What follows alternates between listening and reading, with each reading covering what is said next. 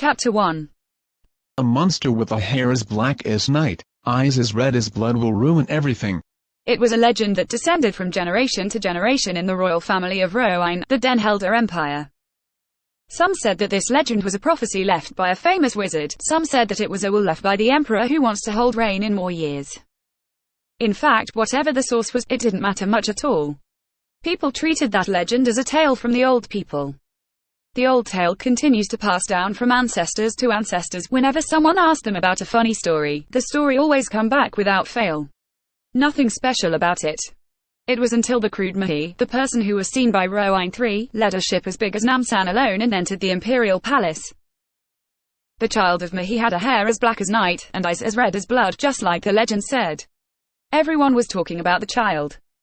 We have to kill him, tear his limbs, carve his body and bury the body in pieces. Roine III, who was not able to suppress the noble's opinion, eventually followed their offer. He threw the baby without breastfeeding him to the river and left it alone in a forest full of lions. But the child surprisingly didn't die. Even if the rock was attached to it, it did not sink into the water, and it was not eaten by the wild animals when it was thrown into the forest with animal blood all over it. The cursed child grew, survived and became Raitin. It was a name that meant to be a cursed person. The royals of the Den-Helder Empire all had blue eyes and blonde hair. And among the blonde in the palace, Raitin's presence was like a foreign object. No one accepted him. He was mistreated and harassed. Raitin was treated as a stranger who will never mix anywhere. A horrendous monster. Someone even insisted, one day he'll ruin everything, like what the legend said. People seemed to think it was a pretty reasonable statement. They talked about it whenever they could, and they said that they had to get him out of the castle as soon as possible before Raitin could rebel. Contrary to everyone's concerns, Raitin did nothing. Raitin grew and grew more than the environment can think of. In other words, he lived like a dead rat, as if nothing had happened, as if it were dead. Of course, he was bullied by his half-siblings, but never once was Raitin rebelled against them. A living doll, who is just being silent, no matter how it is treated. And a cursed one. No matter what he does, he can't be accepted by anyone. That was Raitin. But when Raitin turned 23 years old, everything has been reversed since his biological mother, Lise, was killed. It was another concubine, Yerina, who killed Lise. In fact, she killed many concubines besides Lise. But Yerina should not have killed Lise. If so, Raitin wouldn't have caused a coup d'etat, either. He might have been as quiet as he had been. If others despise him, he will let them despise him, and if they want to bully, they can bully him. But the coin was turned upside down at once, like the legend that has been going down for generations said. The imperial palace became a living hell overnight. Raitin went insane and killed people. The servants, concubines, nobles, and half-brothers who faithfully followed Yerina and the emperor. Roine was also one of those half-siblings. To be precise, she was the only daughter of Yerina, the concubine who killed Lise.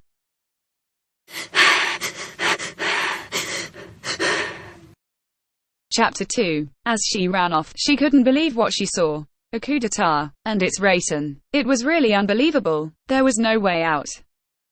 But it must have been the assassins sent by Raitin who came to her palace and killed the maids and servants. Without luck on her side, Sej would have died there too. But Sej thought it was a little unfair. It was safe to say that everyone in the palace knew about his plan because it was an open secret that Raitin was bullied. The same thing happened to Sej, she was also bullied. And Sej has never been involved in the harassment. For example, when the half-brothers and the noble's children who knew that Raitin was inside the library, they set fire to the place when they pushed him to the lake when he was walking. Or when they threw a stone as big as a fist, where the back of his head ended up bleeding heavily. Sej really didn't do anything. Of course, she couldn't stop it because she has no power to do so. Frankly speaking, the treatment that Sej and Raitin received in the imperial palace was not much different. Raitin was bullied severely because they said he was cursed, but Sej wasn't in a good position either. First of all, it was because of Yerina. She had never given love to her daughter. The reason was simple, Sej was a woman. It was because of you. If it wasn't you, I wouldn't be living like this. Why was it a daughter? A daughter. That's what she used to say. The prince and the princess who were born by other concubines also ignored Sej. She had been slapped just because her eyes met theirs. The children of the concubines had a strong family as a backup, and Sej were in a different position from the time she was born. Even Yerina didn't even try to protect Sej, so they were not afraid to be mean to her. Sej was given a cold shoulder and Rayton was treated like a pile of rubbish. They are in the same position, like a comrade in a battle. She was in trouble and not in the position to help Rayton, who was being bullied, and she couldn't afford to pay attention to him. It would have been the same for Rayton had he seen her being bullied. Whenever she saw Rayton being bullied from time to time, Sej only said this, "Oh, it's my turn tomorrow." And the guesswork of her was always correct. Without doubt, Sej only thought about one thing. How can I get out of this hellish imperial palace? Leaving the imperial palace is her only goal. So she secretly collected some jewelry that Yerina has lost interest in, and made an excuse about it. She has been trying a few times to secretly ask the emperor, who might not know her youngest daughter's age, to let her leave the palace. Of course, had she known that Rayton would do this, she would have left the imperial palace as soon as possible. You look very busy. Sej, who had been running non-stop, stood firm. Her heart sank listening to the voice from behind her back. She was as stiff as stone and she turned her head slowly. There, she looks at Rayton, who stood behind her. His eyes looked redder today, like the red blood that covered his face. Hello, says. Rayton, big brother. Where are you going? Where is she going? She was busy running away. Set's hands trembled at the sight of him. Rayton stared at her and began to approach her slowly. As Rayton got closer and closer, she heard something dripping. It was blood. Blood. The dark red blood falling from the tip of the sharp sword in his hand. Whose blood is it? The faces of countless people rushed quickly on her mind. Their half-siblings who constantly bullied Rayton, her mother, the emperor who threw him to Lion's Den, or the imperial palace's people who dared to ignore Rayton, the royal family, and nobles. Sej thought while looking at the dripping blood without knowing the owner of the blood. It's her turn this time. Sej looked at him with fear. Brother, What about you? Dad, are you going to kill me? What do you think? I don't know, but I don't have any ill feelings towards you. Sej didn't continue her words. Instead, the head was cut off in an instant and fell with a thumping sound, making a loud noise in the hall. Rayton shook the sword to get rid of the blood with a weird face. Then he picked up Set's head that was rolling on the floor. While holding her shining blonde hair, Rayton glared at Set's face, as if it were abhorrent. His expression hardened. Damn fucking blonde. It's not just you, says. I'll kill all the blonde. Set's severed neck rolled like a rag. Rayton stared at the head of his half-sister, expressionlessly, and began to walk without hesitation. As there were still too many people to kill. Above the lifeless blue eyes that were loosening its life force, only Rayton's back was reflected on it clearly. Chapter 3. Fucking blue eyes, fucking blonde. It's not just you, says. I'll kill anyone with blonde hair, every one of you. Rayton's cold voice pierced her eardrums sharply. You son of a bitch. Is it my fault that I have blue eyes and blonde hair? Sej thought it was unfair. It was so unfair to her. It's not like I choose to be born with blue eyes and blonde hair. I just happen to be born this way. Furthermore, I didn't do anything related to him at all. It's not like I could help him too, though. No, to tell you the truth, how am I supposed to help him when I got a cold treatment now? Sej thought Rayton's action was outrageous. What kind of misdeed that I committed? What kind of misdeed? Misdeed. Misdeed. Her eyes shot open. The first thing that comes to her view was a chandelier. The chandelier in her room was so old and worn out that it would make creaking sounds even when the slightest wind come by. Sej lay down and stared blankly at the ceiling, proceed to get up quickly. She looks around only to find out that it was her room. If there's anything different about it than the last time she saw it, it was the blood-soaked carpet. It was the same carpet, but it was clean without any drop of blood, and there were no dead bodies of the maids rolling around the floor.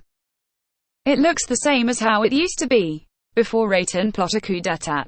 Sej reflexively touched her neck. My neck. I still have my neck, right? She touched her neck several times, and it was still there, all the same. She couldn't believe it. The cool blades that cut through the flesh, the sound of the broken bones, all of those memories were so clear like water. Am I dreaming? Sej muttered with a dumb face. Was that a dream? All of it? No matter how real my neck felt when I touched, the anxiety lingered. Mirror. I had to look in the mirror.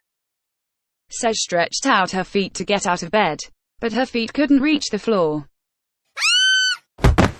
Sej, who fell off the bed, screamed. Her knee, who kissed the floor, hurt. It hurt.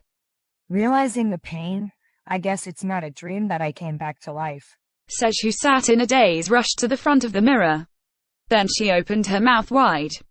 What is this? She felt so unfamiliar with her reflection in the mirror. Of course, the blue eyes and the blondness of her hair were the same. And her neck was still attached, but the problem was, she is a child now. Princess. What happened? Sej turned her head when she noticed there's another voice behind her. It was Luna, the maid. Ooh. Luna.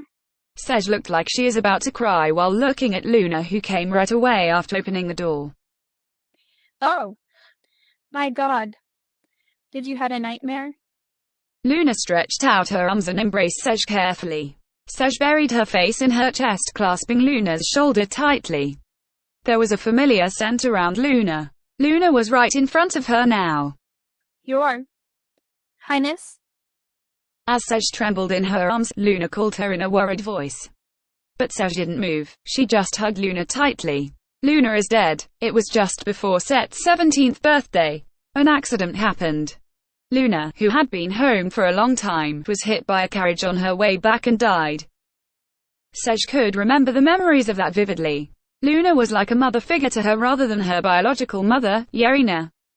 Luna. Oh my God. Your Highness. You must have had a nightmare. Yeah, it was a terrible one, to be honest. Sej released herself from the hug and stared at Luna, her eyes wide open. If this wasn't a dream, then I'm back to the past. Luna. How old am I? Luna looks puzzled at Set's question but proceeds to answer her. You just turned 12 years old yesterday. I see. Sej had a small concussion, and Luna was still alive too. Are you sure that you're all right, Your Highness? I think we'd better call a doctor, said Luna with a worried tone. Luna, my Luna. She made a fuss for a small concussion and want to call a doctor. It makes me happy. No, no need. I'm fine. Don't worry. Your Highness. It's true. It's just a nightmare. A terrible nightmare. Sej repeats it herself, and then she started to recall the sword that had been flying to her neck. Chapter 4. Luna left the room after asking Sej 5 more times if she was okay. Sej, who was left alone now, sat in front of the mirror and looked at her reflection. It was a little strange. She was 17 years old, the passable age for adulthood. But here she is back to 12 years old. She has gone back to 5 years before. 5 years. In other words, Sej was given a chance to change her fate in 5 years. Sej and Rayton are 6 years apart, that means he is 18 years old now. As she tried to recall any particular memories of her with Rayton, she realized that she has none. Rayton and Sej don't have any memorable encounter at all, let alone exchanging small pleasantries, as she only saw him once a month. And that happened when they crossed the path. There has never been a conversation held in the same place between them. Sej always stays in her palace, meanwhile Rayton. The library. Sej muttered to herself. That's right, the library. Now that she thinks about it, she starts to remember. She was very immersed in books around this time. The reason was simple. The young Sej couldn't get her cold heart mother affection, so the royal family, including her half-brothers and sisters, would always start a quarrel whenever they meet her. Also, no one would come to play or visit her. So Sej only read books and stayed in her palace. Like Rayton, who stuck in the library and read books. Reading books was the best way for kids to escape from harsh reality they were in, especially for those two who can only stay in the imperial palace, unable to go out as they wish. Their situation didn't change much since they were young, one being treated like garbage and the other given cold shoulder. And for the books were lent mainly by Luna. There was one time where Luna and Sej went to the library together, and it was around that time she saw Rayton. That day Rayton was sitting near the window at the inner part of the library. She remembered that his wavy bangs grew long enough to cover his eyes and make him look very gloomy. The moment their eyes meet, those red like blood eyes glowed under the sunlight. However, they didn't talk or greet each other at all. Luna, who saw Rayton, flustered and pulled Sej back. It was as if a bad thing would happen to them if they happened to look or make eye contact with him. Well, it's not Luna's fault or because Luna had a bad personality, not at all. She wasn't the only one who did this to him. Everyone in the palace did the same thing, royal family, servants and maids. They didn't want to make eye contact with Rayton. In Sej's case, she didn't avoid Rayton as openly as they did, but that didn't mean anything. She just didn't care much to him. Not like she could afford to, as she was being harassed by others. At that time, she was. But not now. I'll survive. Sej muttered to herself. Of course, it would be great if she could stop the tragedy that would happen soon, but she doesn't have a special ally with the people in the imperial palace. Everyone treated her with contempt, and instead of treating her like a princess, they just harassed her. As she grew older, she was appalled by the harassment, but she couldn't help feeling miserable every time she was ignored. Her mother, Yerina, wasn't any better than them. She never loved Sej in her life.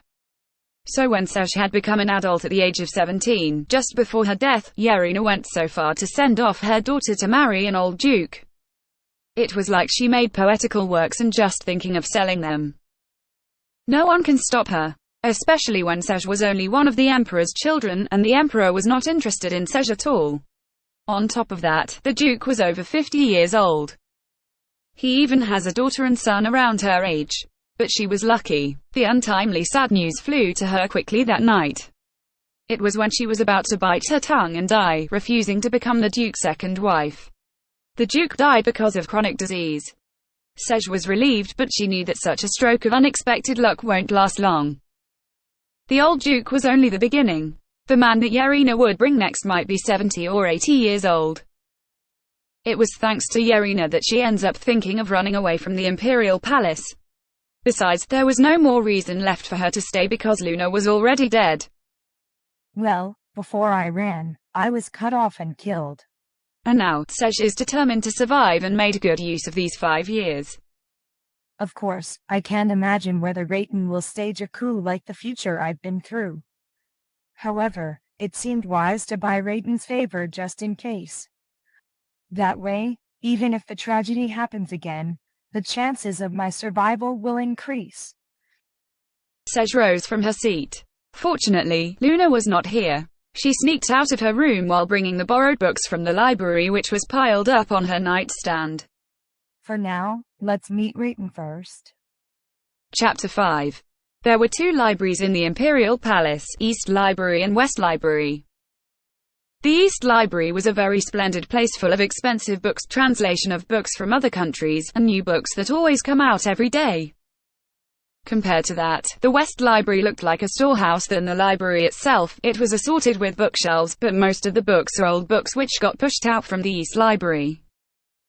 Therefore, it was very rare to find someone visiting the West Library.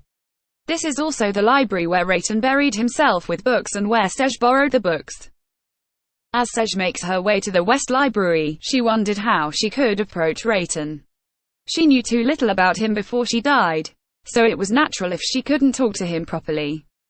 But if there's no way to approach him later, she still had to try somehow. Right now she wanted to leave the Imperial Palace badly, but if the prince or princess wants to leave, they had to be at least 17 years old to officially leave the palace. Which means when they reach the adulthood. Sej is still too young for now. A 12-year-old child couldn't possibly leave the castle and live alone, let alone one who never lived outside the castle. For now, Let's try to approach Rayton and get close to him. And if possible, let's try to stop my mother from killing Lies, because it was the main reason Rayton staged a coup d'etat. That event will happen in a few years, so I still have time to prepare for it. As she walked with such a trivial thought, she arrived in front of the library. Sej proceeds to enter with a nervous expression. She slowly roamed around the fusty library. Where's Big Brother Rayton? Is he reading the book and sitting near the window as he was back then?